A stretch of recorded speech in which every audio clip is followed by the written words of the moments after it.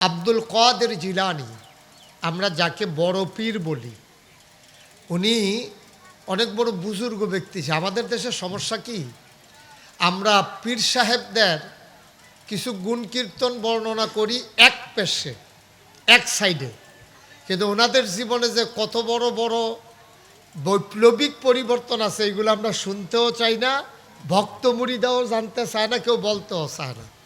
আব্দুল কাদের জিলানী একজন পীর সাহেব, এটা যেমন পরিচয় পাইছে, উনি যে কত বড় আলেম ছিলেন এটা তো কেউ কয় না, উনি পীর সাহেব। আরে না, উনি কত বড় মুহাদ্দিস, কত বড় মুফতি, কত বড় আলেম, তৎকালীন জমানায় উস্তাজুল আসাতেজা। ওনারে পরিচয় হয়েছে পীর সাহেব হিসাবে, কিন্তু উনি বিরাট বড় মুজাদ্দেদে জামান ছিলেন, সংস্কারক ছিলেন, তিনি বিরাট বড় আলেম ছিলেন এবং দ্বীনের পথে তিনি জীবন বাজি রেখে বিরাট বড় মুজাহিদ ছিলেন। কিন্তু এই কথাগুলো আমাদের দেশে এক পেশে হয়ে গেছে, মনে হয় যেন উনি শুধু ফিসাব মানে কি বইয়া থাহন, মুড়ি দাইব, হাদিয়া দিব লেওর, আর এরকম খাইতে খাইতে খাইতে খাইতে শরীরটারে এমন বানান মনে হয় যেমন 10-12 জন বইয়া রয়েছে, আসলে একজন। এটার নাম হইলো আমরা দেশে ফিসাব। বিষয়টা এমন না তো। তিনি বড় আলেম ছিলেন, বড় মুজাদ্দেদ ছিলেন, তিনি বিরাট বড় মুজাহিদ ছিলেন, সমাজ সংস্কারক ছিলেন। উনি হইলেন আব্দুল কাদের জিলানী। তো ওনার মা ওনাকে পার্শ্ববর্তী একটা মক্তবে নিয়ে গেছে, মাদ্রাসায় নিয়ে ওনার উস্তাদকে বলতেছে, পর্দার আড়াল থেকে, একটা গাছের আড়াল থেকে উনি তার উস্তাদকে ডেকে বললেন, এই প্রতিষ্ঠানের যিনি প্রধান তাকে বললেন, উস্তাদজি, তার বাবার খুব শখ তাকে আলেম বানাবে, এই আব্দুল কাদের জিলানীকে আলেম বানাবে। তা আমরা এত ধনী মানুষ না, আপনি তাকে একটু আউযুবিল্লাহ বিসমিল্লাহ পড়াইয়া তার শুভ সূচনা করে দিবেন, সে যেন বড় আলেম হইতে পারে। হুজুর বলছে, ঠিক আছে মা, আপনি রেখে যান, আমি চেষ্টা করব আল্লাহ যেন তারে কবুল করেন। এখন এই আব্দুল কাদের জিলানী, উনি উস্তাদজি কি করলেন, সবার পড়া যাওয়া যখন শেষ হয়ে গেল, পড়া নেওয়া যখন শেষ হলো, এবার উস্তাদজি বললেন, এই নতুন ছাত্র আব্দুল কাদের কই? তো আব্দুল কাদের আয়সা নামাজের মতো করে মাথা নিচু করে বসছে। কোন উস্তাদের নজরে পড়ে গেছে, তার বসার স্টাইলটা তো অন্যদের মতো না। সে তো ছোটো মানুষ, সে তো আসন পেতে বসলেও পারতো, পা দুইটা সরাইয়া বসলেও পারতো, দুষ্টামি করলেও পারতো। সে তো সুন্দর করে আদব কায়দার সাথে বসেছে, নামাজের মতো করে পাগুলো ভেঙে উস্তাদের সামনে বসে মাথা নিচু করে বসে আছে। উস্তাদজি বলছেন, অজু আছে? কই, জি হুজুর, আমার অজু সব সময় থাকে, মাঝে মাঝে ভেঙে যায়, আমি ভেঙে গেলে আবার অজু করে নেই। সুবহানাল্লাহ বলবেন না? ছোটো বাচ্চা আউযুবিল্লাহ বিসমিল্লাহ পড়ার জন্য আসছে। উস্তাদ জিজ্ঞেস করতেছে, অজু আছে? তো হুজুর, আমার সবসময় অজু থাকে, অজু ভেঙে গেলে আবার সাথে সাথে অজু করে ফেলি।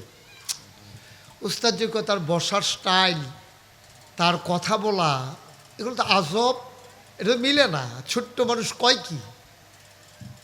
উস্তাদজি বললেন, তাইলে তুমি একটা কাজ করো, পড়ো আউযু বিল্লাহি মিনাশ শাইতানির রাজিম। বলার সাথে সাথে আব্দুল কাদের পড়তেছে, আউযু বিল্লাহি মিনাশ শাইতানির রাজিম, বিসমিল্লাহির রহমানির রহিম, আলিফ লাম মিম যালিকাল কিতাবু লা রাইবা ফি হুদাল লিল মুত্তাকিন। সুবহানাল্লাহ বলবেন না? পড়তেই আছে।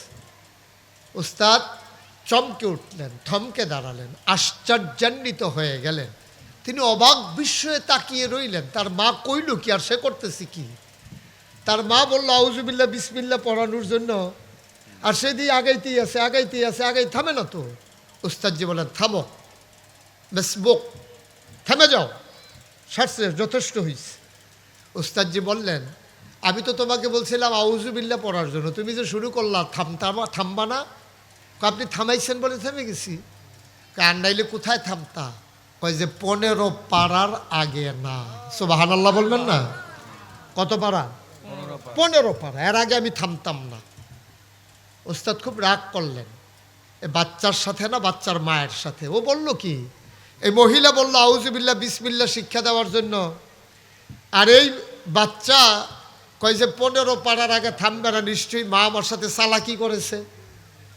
আচ্ছা দাঁড়াও, তো আরেক ছাত্র পাঠিয়েছে, যাও আব্দুল কাদেরের মাকে ডেকে নিয়ে আস। মহিলা আসছে, মনে করছে ছেলে কি কোনো বেয়াদবি করলো, ছোট মানুষ তো। মহিলা ভয় পেয়ে গেছে। চিন্তাটা এমনই আসে, যারা ভালো মা তারা চিন্তা করে আমার ছেলে কি কোনো দোষ করছে। কিন্তু আমাদের মাথায় কিন্তু এই চিন্তা আসে না, উস্তাদজি ডাকছে, কেন ডাকছে, এটা নানান দিকে চিন্তা যায়।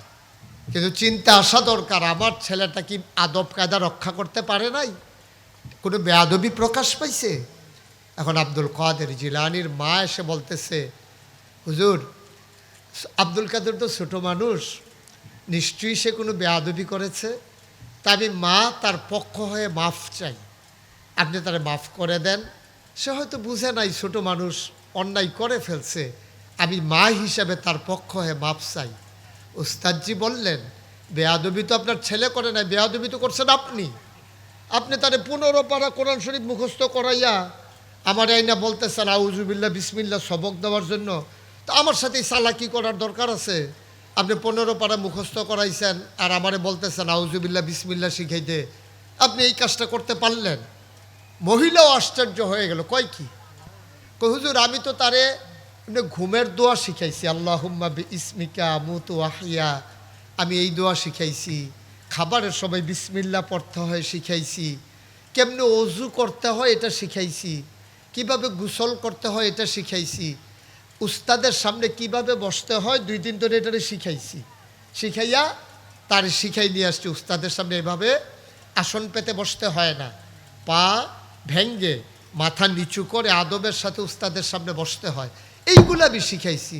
আল্লাহ সাক্ষী, আমি তারে কোনো সূরা কেরাত কোনো কিছু শিখাই নাই। তো উস্তাদ বললেন, সে তো বলে যে 15 পারার আগে থামবে না। উস্তাদ এটা তো আমারও প্রশ্ন, আমি তো তারে শিখাই নাই, কোনো উস্তাদের কাছে দেইও নাই। উস্তাদ মহা চিন্তায় পড়ে গেলেন, এটা কিভাবে সম্ভব? তিনি বললেন, মা এই বাচ্চাটা যখন দুধ খাইতো তখন আপনি কি করতেন?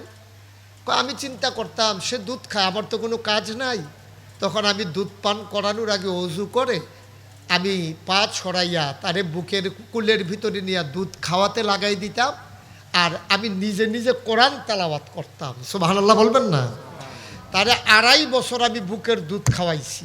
এই 2.5 বছরে আমি কোরআন তেলাওয়াত করতে করতে করতে করতে করতে করতে আমার এমন অবস্থা হয়েছে যে আমি 15 পারা কোরআন মুখস্থ হয়ে গেছে। সুবহানাল্লাহ। উস্তাদ বললেন, মা আপনি কেন 30 পারা কোরআন মুখস্থ করলেন না?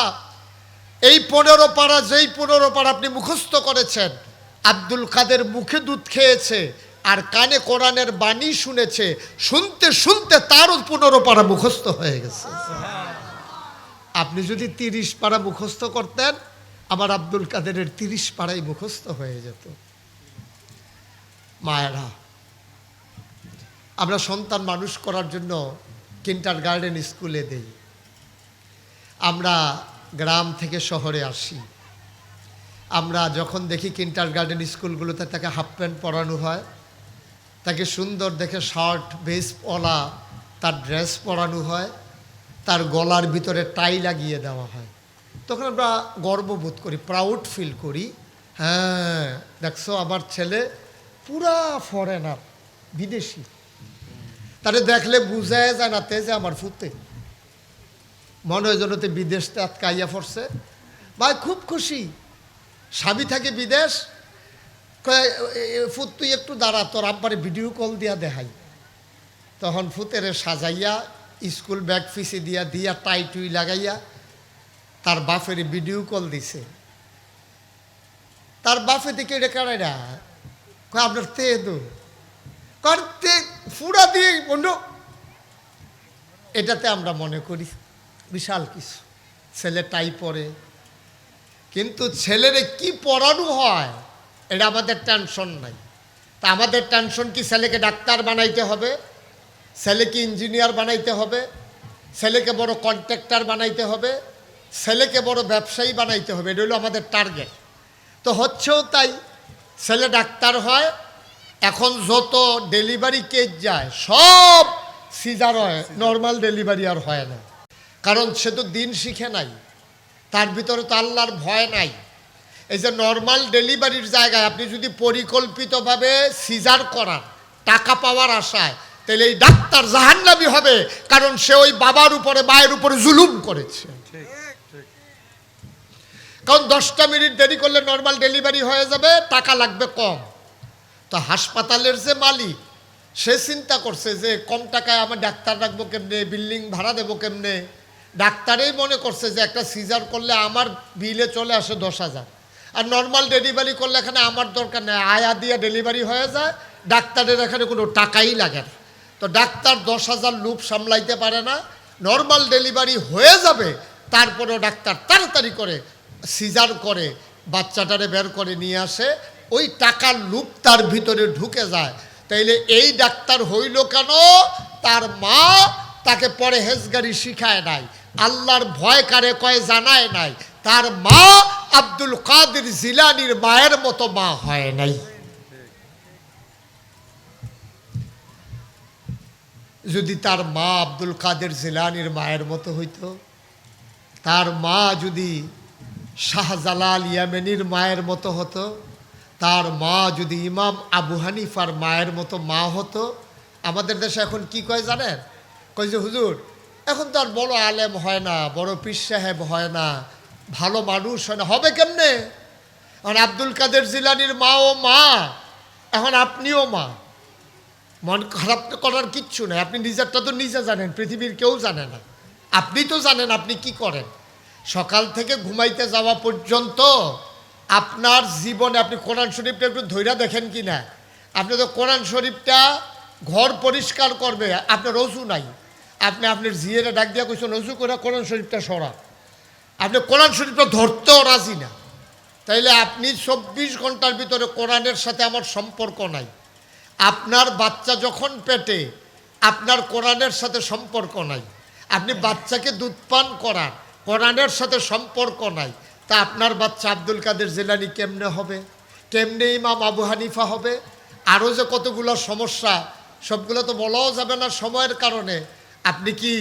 আপনি যখন আপনার বাচ্চাকে মানুষ বানাইতে চান, আপনি কি আপনার বাচ্চাকে মানুষ বানানোর আগে, এখন যদি বলি আমরা যারা বাবা, আমি শুধু মায়েদেরকে বলতেছি না, আমরা যারা বাবা, আমাদের যারা স্ত্রী, যারা বাচ্চার মা, আমরা কি আসলে মানুষ হইছি যে বাচ্চাদেরকে যে মানুষ বানাইতে চাই? কয়জন মা 5 ওয়াক্ত নামাজ পড়ে? কয়জন মা পর্দা করে? কয়জন বাবা ঘুষমুক্ত জিন্দেগি যাপন করে? কয়জন বাবা আল্লাহর ভয় অন্তরে নিয়ে তার দিন চালায়? তাইলে মানুষ হবে কেমনে? কেমনে আশা করেন ভালো মানুষ হওয়ার? 2-3 বছর আগে আমার মাহফিল ছিল মহিচালি। আমি ওইখানে এক মাহফিলে গেছি, পরে তো আমার কাছে এনে একটা চিঠি দিছে। একটা মা লেখছে যে হুজুর আমার একটা ছেলে, সে এখন মাশাআল্লাহ অনেক বড় হয়েছে, 15-16 বছর বয়স। সে কথায় কথায় মারে ধমক দেয়, বাবারে ধমক দেয়।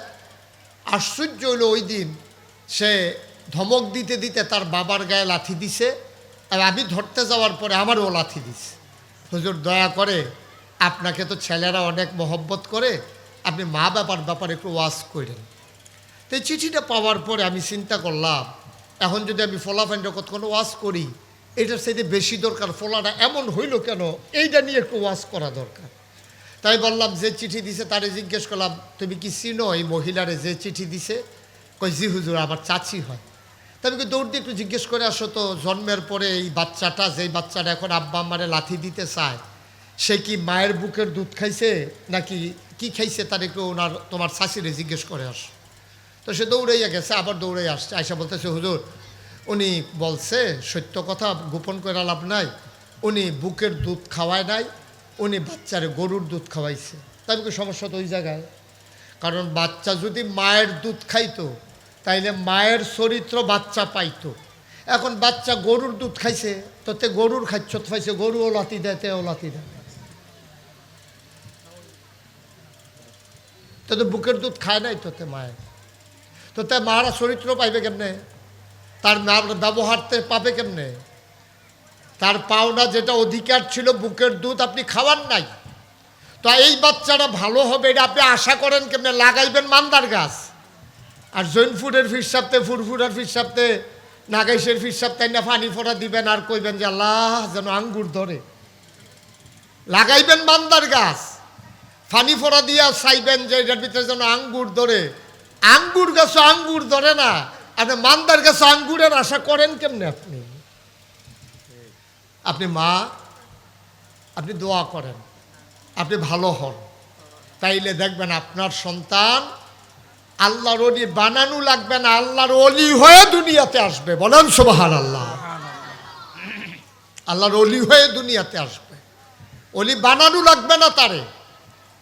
১৫০০ বছর আগে আমার নবীজি যখন দুনিয়াতে এসেছেন, তিনি এসে দেখলেন মহিলাদের কোনো মর্যাদা নাই, কোনো সম্মান নাই, মন যা চায় তা করে, বিয়ে করে, ইচ্ছে হইলে সংসার করে, নাইলে তালাক দিয়া দেয়। দাসীবাদী, মহিলাদেরকে দাসীবাদী বানাইয়া পুরুষেরা ইচ্ছা মতো ব্যবহার করে। এমনও ঘটনা পাওয়া গেছে, দাসীর সাথে স্ত্রীর মতো ব্যবহার করেছে, দাসীর সাথে, দাসী গর্ভবতী হয়েছে, বিবাহ নাই, পেটের ভিতরে বাচ্চা হয়ে গেছে, বাচ্চা বড় হয়েছে, 9 মাস হয়ে গেছে, বাচ্চা কয়দিন পরে প্রসব হবে। ওই ঘরের মালিক বন্ধু বান্ধবকে দাওয়াত দিছে, কয় আসো সবাই আমরা মদ খাবো, আনন্দ ফুর্তি করব। সবাই মিল্লা মদ খাইয়া এবার বলতেছে পেটের ভিতরে বাচ্চা কেমনে থাকে, এটা তো কোনো সময় দেখি নাই, আজকে চলো আমরা দেখবো পেটের ভিতরে বাচ্চা থাকে কেমনে। কয়ে কীভাবে সম্ভব? আমার দাসী একটা সন্তান সম্ভব বা গর্ভবতী, আমরা দাসীর ব্যাপারে তো কোনো জবাব নাই, দাসীরে তো আমরা মানুষ মনে করি না। দাসীকে আনা হলো, তরবারি দিয়ে পেটের ভিতরে আস্তে করে তরবারি ঢুকিয়ে দেওয়া হলো, লাফ দিয়ে বাচ্চাটা বাইরে পড়ে গেছে, কাতরাতে কাতরাতে লাফাতে লাফাতে বাচ্চার মাও মারা গেছে, বাচ্চাটাও মারা গেছে। নারীর মর্যাদা ছিল সেই জমানায় এই রকম, নারীর কোনো অধিকার ছিল না, নারীর কোনো সম্মান ছিল না। ছেলেরা এমন করত যে মা মারা গেছে, এখন বাবা আবার আরেকটা বিয়ে করছে, পরে বুড়া বয়সে আরেকটা বিয়ে করছে, এখন এই বয়সে বাবা মারা গেছে, মাস। এখন আগের তরফের যে ছেলেরা, ওরা মিটিং বসে চিন্তা করতেছে, মা যে জুয়ান রইল, আব্বা যে মারা গেল, এখন কি করা। আগের তরফের 5 ভাই মিল্লা মিটিং করছে যে ভাই সাহেব, আপনি আপনার বড় ভাই, আম্মার অন্য জায়গায় যাওয়ার দরকার নাই, আম্মার আপনিই বিয়ে করে রাখা দেন। এটা তারা মানে তৎকালীন জমানায় এটা ন্যাচারাল ছিল, এটা স্বাভাবিক ছিল, এটা অস্বাভাবিক ছিল না। মহিলাদেরকে ওই আগের তরফের ছেলেরা বিয়ে করা, মাকে, সৎ মাকে বিয়ে করা, তারা অন্যায় মনে করত না। এমনও ঘটনা পাওয়া গেছে, ভাই বোনকে বিয়ে করত, বোন ভাইকে বিয়ে করত, মানে সেখানে কোনো আপনার এই নিয়ম কানুনের বালাই ছিল না। নবী আসলেন, নবী এসে দেখলেন আরে জনশক্তির অর্ধেকটা হলো পুরুষ, অর্ধেকটা হলো মহিলা। তো এই মহিলাকে অ্যাভয়েড করে, মহিলাকে পাশ কাটিয়ে, মহিলাদেরকে বাদ দিয়া কেমনে করে সম্ভব যে এই সমাজটা আগাবে? তিনি তো শুধু পুরুষের নবী না, তিনি তো মায়েদেরও নবী, তিনি তো শুধু ছেলেদের নবী না, তিনি তো মেয়েদেরও নবী। তো তিনি চিন্তা করলেন মায়েদেরকে, মেয়েদেরকে মর্যাদা না দিলে, সমাজ বিনির্মাণে অংশ না দিলে তারা আগাবে কেমনে? দেখেন, তাকায়া দেখেন, সবচেয়ে বেশি হাদিস বর্ণনা করেছেন আবু হুরায়রা রাদিয়াল্লাহু তাআলা আনহু। মহিলাদের ভিতরে সবচেয়ে বেশি হাদিস যিনি বর্ণনা করেছেন, দেখেন আবু হুরায়রা 5000-এর উপরে, আর আম্মাজান আয়েশা সিদ্দিকা রাদিয়াল্লাহু তাআলা আনহা, উনি হাদিস বর্ণনা করেছেন 2210টা। ওই জমানায় নবীজির ইন্তেকালের পরে কোনো মাসালা নিয়ে যখন সাহাবাদের ভিতরে দ্বন্দ্ব দেখা দিত, সবাই মিলে আম্মাজান আয়েশার কাছে চলে যেত, গিয়া বলতো আম্মা এই ব্যাপারে নবীজি কি বলেছেন। আম্মাজান আয়েশা বলতেন তোমরা ঠিক জায়গায় চলে আসছো। আম্মাজান আয়েশা যেই রায় দিতেন, সকল পুরুষ সাহাবারা এই রায় মেনে নিতেন। সুবহানাল্লাহ। কেন? নবীজি একদিন আম্মাজান আয়েশার ব্যাপারে বলেন, এই তোমরা কি তোমাদের আম্মা আয়েশাকে চিনো? কই চিনবো না কেন, ওনার নাম আয়েশা। কয় আর কিছু চিনো না? কই উনি আবু বকরের কন্যা। কয় আর কিছু জানো না? কয় তিনি আমাদের নবীজির স্ত্রী, আমাদের মা। কয় আর কিছু জানো না? কয় হ্যাঁ, আমাদের নবীজি আমাদের রুহানি পিতা, উনি আমাদের মাকে আদর করে ডাকেন হুমায়রা। সুবহানাল্লাহ বলবেন না? উনি এমনি সুন্দরী ছিলেন। তারপরে হুমায়রা মানে লাল সুন্দরী, তিনি অত্যন্ত সুন্দরী মহিলা ছিলেন, আর নবীজি আদর করে ডাকতেন লাল সুন্দরী। তো উনি হুমায়রা। কয় আর কিছু জানো না? কই তো অনেক কিছু জানা হয়ে গেছে। কয় না, তরকারি রান্না করতে গেলে তরকারির ভিতর অনেক কিছু দেওয়া লাগে। মরিচ দিলে ঝাল হয়, গরম মশলা দিলে সুগন্ধ বের হয়, তারপরে হলুদ দিলে রং ধরে, কিন্তু লবণ না দিলে তরকারি মুখে দেওয়া যায় না। ও সাহাবারা শুনো, তরকারির ভিতরে লবণটা যেমন দরকারি, ইসলামের ভিতরে তোমাদের আম্মা আয়েশা তেমন দরকারি। সুবহানাল্লাহ। আমার মায়েরা, আমার বোনেরা, কবি নজরুল বলেছেন, এ বিশ্ব চরাচরে যা কিছু চিরকল্যাণকর, অর্ধেক তার করিয়াছে নারী, অর্ধেক তার নর। অর্থাৎ এই পৃথিবীতে যত সভ্যতা, যত সৌন্দর্য, দ্বীনি শিক্ষা প্রতিষ্ঠান, যত রাষ্ট্র, যত কেতাব, যা কিছু তৈরি হয়েছে, বিশাল অট্টালিকা, সব কিছু হয়েছে পুরুষের হাতে অধিকাংশ সময়, কিন্তু অর্ধেক তার নারী। মানে কি? আব্দুল কাইয়ুম মজুমদার স্বপ্ন দেখেছেন রহমতুল্লাহ খানকে নিয়া, আরও যারা আসাতাজায়ে কেরাম সবাইকে নিয়া, যে তাহজিবুল উম্মাহ শিক্ষা পরিবারের মাধ্যমে এই দেশে দ্বীনের আলো ছড়িয়ে দেওয়া দরকার। তো উনি যখন মিটিংয়ে রওনা দেবেন, ওনাকে রান্না করে নাস্তা খাওয়াই দিয়েছেন ওনার ওয়াইফ, ওনার স্ত্রী। ওনাকে পাঞ্জাবিটা রেডি করে গোসল করার পরে নাস্তা খাওয়াইয়া মানসিক প্রশান্তি দিয়া বলছে যে মাদ্রাসার মিটিং করবেন তো এই পাঞ্জাবিটা পরে যান, একটু আতর দিয়ে যান, নাস্তা খাইছেন একটু চা খেয়ে যান। এই যে কাজটা, এটা হলো অর্ধেকটা। সুবহানাল্লাহ বলবেন না? তো উনি যদি যখন রওনা দিছে মিটিং করতে আসবে, তখন ওনার ওয়াইফ যদি বলতো মিটিং করলে সর্ব বাজারের খবর কি? হ্যাঁ, আপনি খালি মিটিং লইয়া আছেন, ঘরে দিয়া চাউল আছে না ডাইল আছে, কোনো খবর নাই, কিচ্ছু নাই, সুইটা সেটার কোনো খবর নাই, তার দুধ শেষ হইয়া রয়েছে, এবারে পাঞ্জাবি এইটা দিয়া খুললা কি এর মিটিং, কি এর কিতা, দুইটা যে দেওয়ান তো যেত না, মানে দিয়া যে লাইছে না।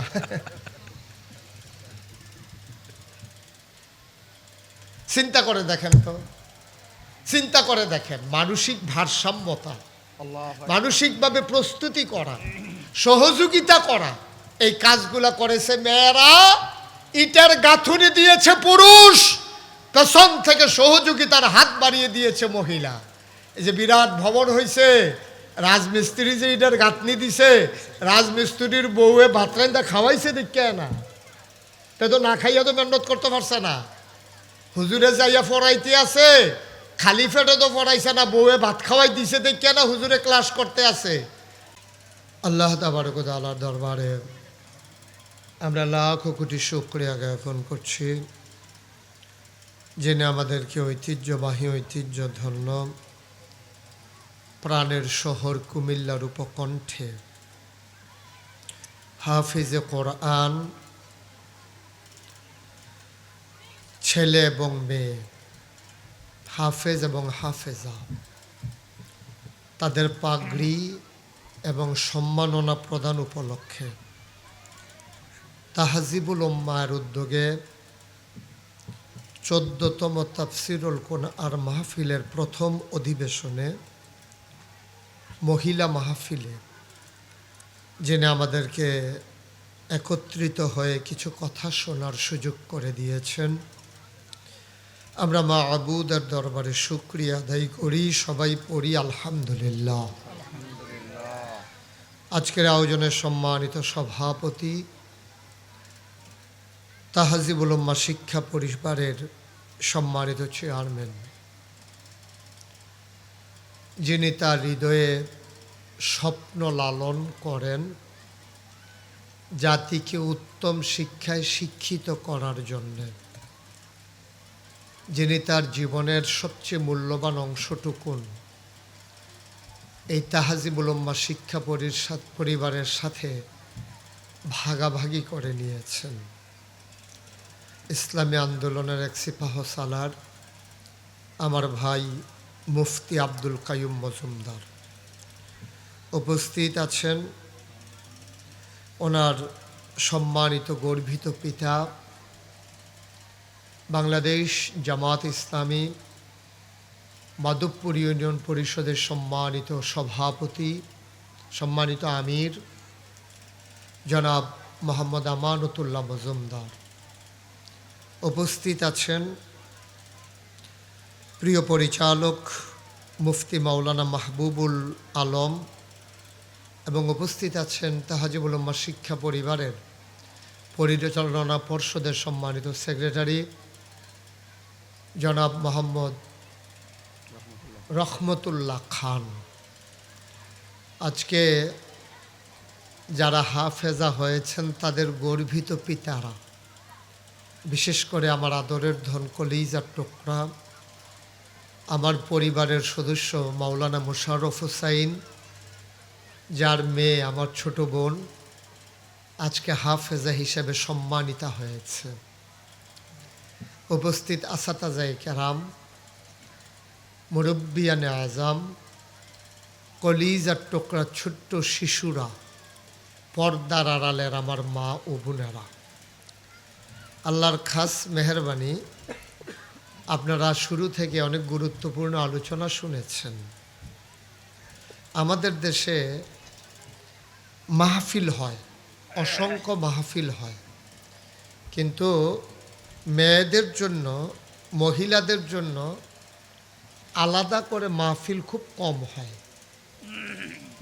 আব্দুল কাইয়ুম মজুমদার ভাই তার সুচিন্তার ফসল হচ্ছে যে প্যান্ডেল যখন হবেই